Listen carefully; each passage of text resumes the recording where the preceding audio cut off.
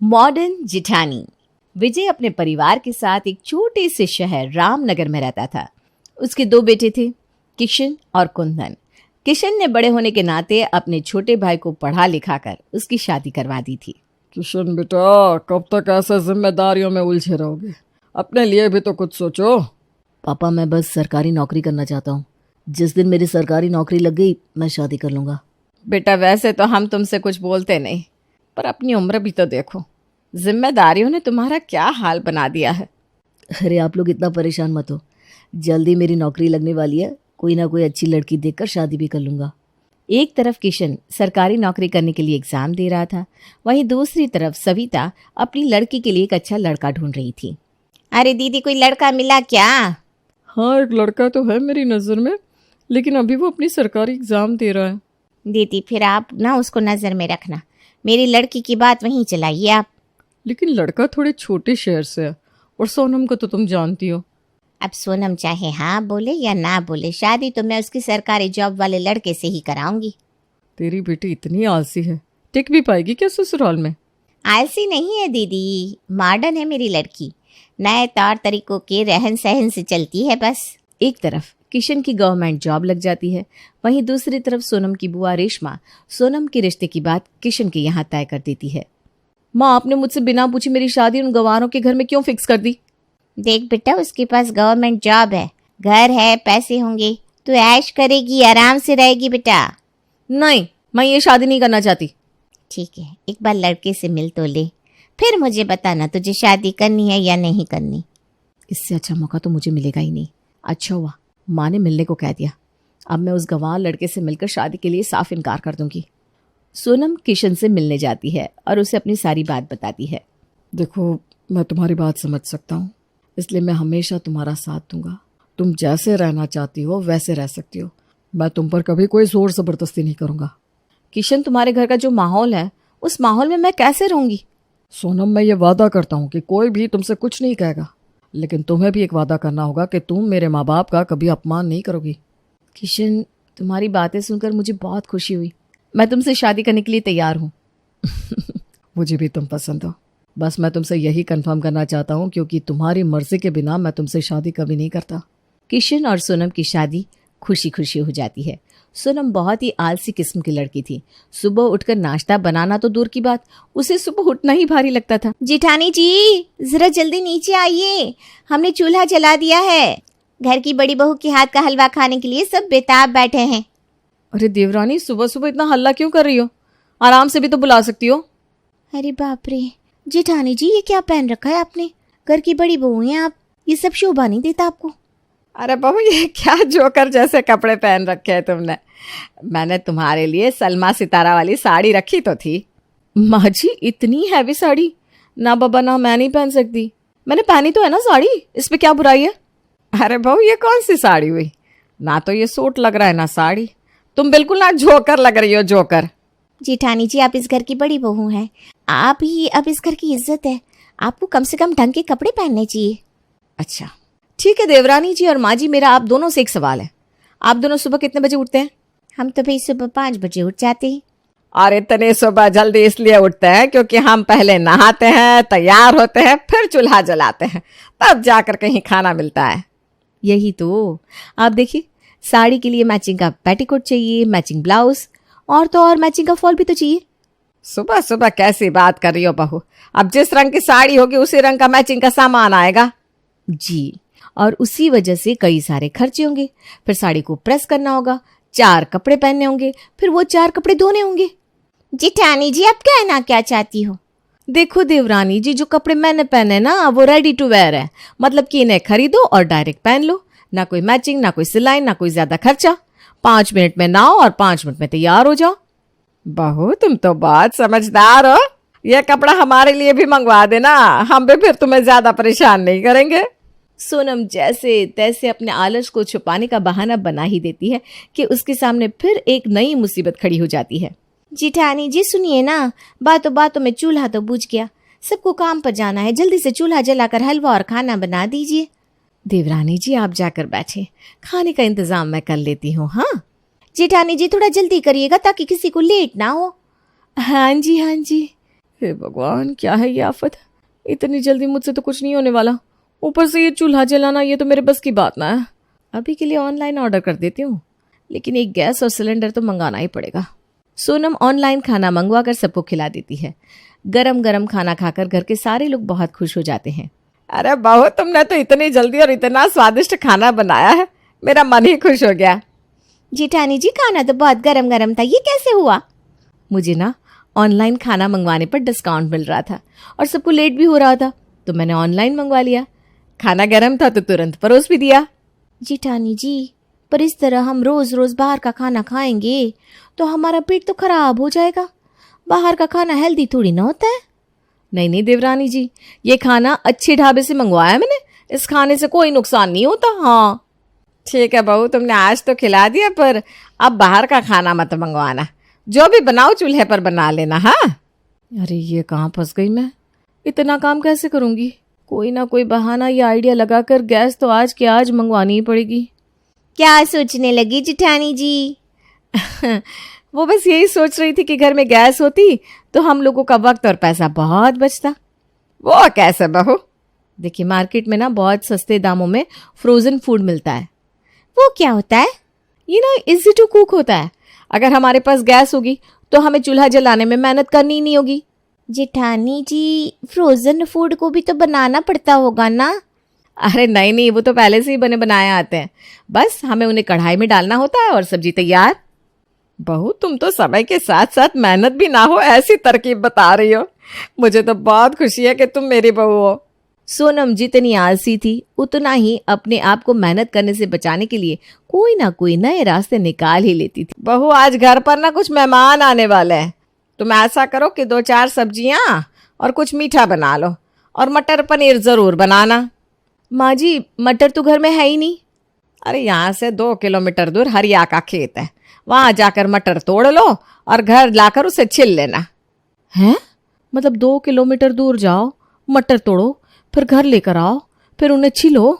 मैं तो ऐसा करती हूँ, ऑनलाइन ही मंगवा लेती हूँ। जेठानी जी, क्या हुआ, आप मटर लेने नहीं गए अब तक? अरे मटर आ रहे हैं देवरानी जी, थोड़ा तो सब्र रखो। आ रहे हैं मतलब? मटर के पैर है क्या जो चलकर आ जाएंगे? हाँ बस कुछ यही समझ लो, जब आ जाएंगे तब देख लेना। लो, आ ही गए मटर। जेठानी जी, बाहर की हर चीज ना अच्छी नहीं होती। अब देखो तो कैसे सिकुड़े हुए हैं, क्या पता कब के पुराने रखे हुए होंगे। देवरानी जी, तुम्हें तो हर बात में बस कमी ही दिखती है। जरा ध्यान से देखो, वो जमे हुए हैं, उन्हें पानी में धोगे ना तो बिल्कुल हरे भरे ताजा ताजा दिखेंगे। जो भी हो जेठानी जी, आप काम करने से इतना भागती क्यों हो? मैं भाग नहीं रही हूँ, बस समय बचाती हूँ। और फिर खेत में कौन कैसी मटर उगा रहा है ये भी तो नहीं पता। फिर भी हम तो खाती ही हैं। मैं तो फिर भी अच्छी कंपनी की चीजें ऑर्डर कर रही हूँ। अरे बस कर मोना, अपनी जेठानी से ज्यादा बहस ना कर। मेरी बड़ी बहू बिल्कुल सही कह रही है, मॉडर्न है और जो भी करती है देख समझ कर करती है, उससे हमारा टाइम भी तो बचता है। सोनम अपने आलस के चक्कर में कभी भी पैसों को अहमियत नहीं देती थी। अपना काम आसान करने के लिए कभी कुछ ऑनलाइन चीजें मंगवा लेती तो कभी कपड़े ड्राई क्लीन में देती थी। जेठानी जी, मेरी तबीयत कुछ ठीक ना है, स्टोर रूम में कुछ कपड़े पड़े हैं, आप उन्हें धो दीजिए प्लीज। अरे हाँ बिल्कुल देवरानी जी, बताओ कहाँ धोने हैं? कहाँ धोने क्या मतलब? जेठानी जी, बाहर नल लगा है, उसी के नीचे हाथ से धो दीजिए।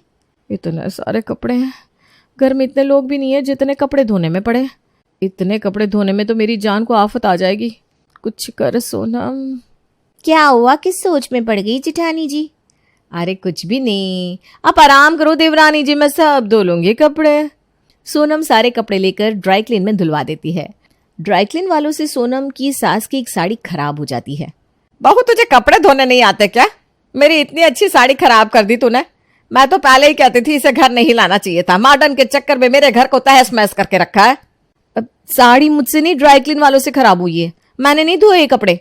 हे भगवान, कोई बचाओ मुझे इस बहू से, अपने काम चोरी के चक्कर में मेरी साड़ी खराब करा दी। अरे माँ जी, ऐसा बिल्कुल भी नहीं है, बल्कि वहां कपड़ा धुलवाने से ना बहुत फायदा हुआ है।